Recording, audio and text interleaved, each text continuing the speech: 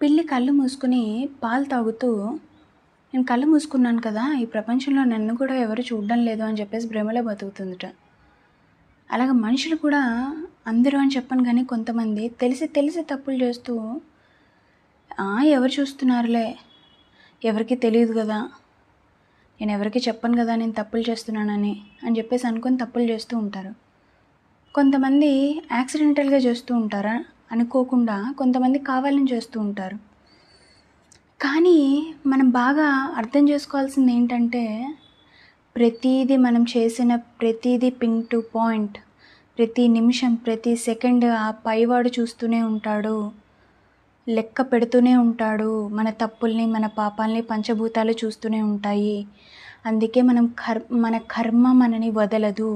అందుకే వీలైనంత వరకు ఎవరు తప్పులు చేయకుండా ఉండడమే మంచిది.